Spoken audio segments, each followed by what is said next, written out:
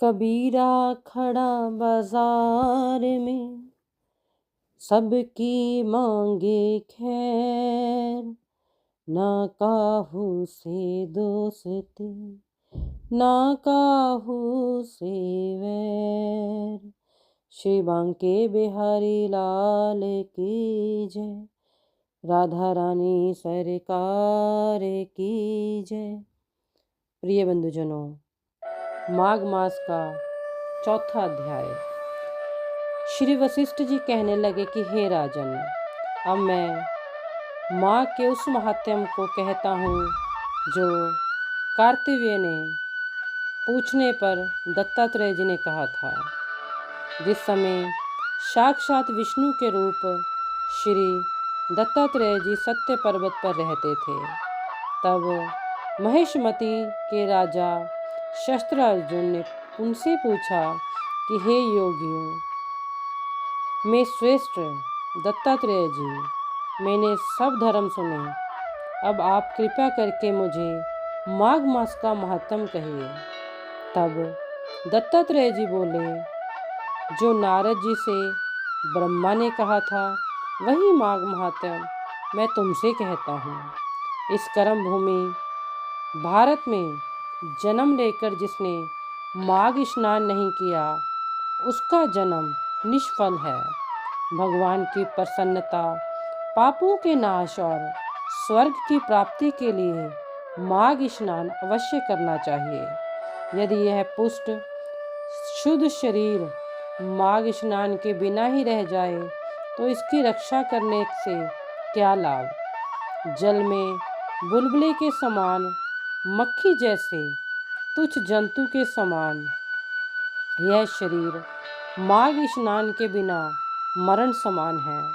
विष्णु भगवान की पूजा ना करने वाला ब्राह्मण बिना दक्षिणा के, श्राद्ध, ब्राह्मण रहित क्षेत्र, आचार रहित कुल से, ये सब नाश के बराबर है।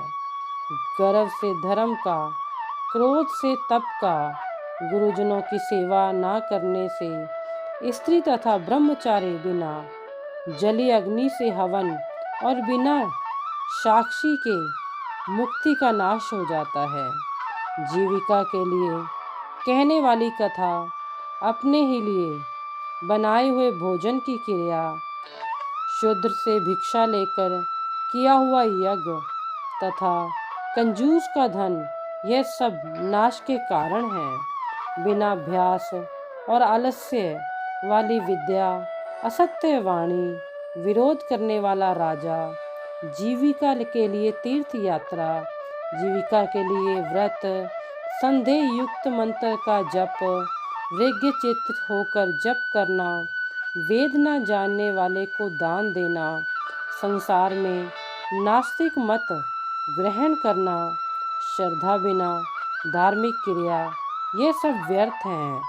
और जिस तरह दरिद्र का जीना व्यर्थ है, उसी तरह माघ मास के बिना मनुष्य का जीना व्यर्थ है। ब्रह्मघाती, सोना चुराने वाला, मदिरा पीने वाला, गुरु पत्नीगामी और इन चारों की संगति करने वाला माघ स्नान से पवित्र होता है।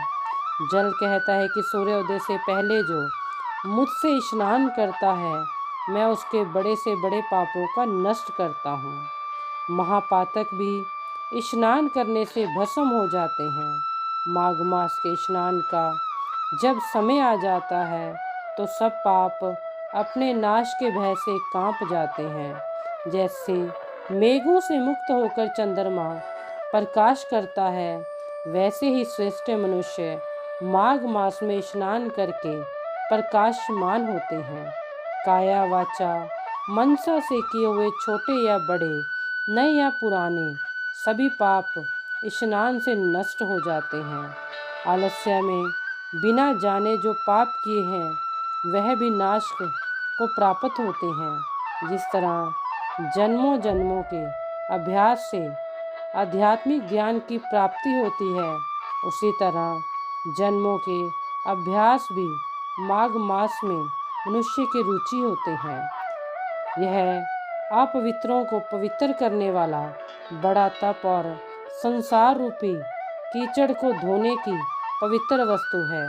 हे राजन, जो मनवांछित फल देने वाला माघ मास नहीं करते, वह सूर्य चंद्र के समान भोगों को कैसे भोग सकते हैं।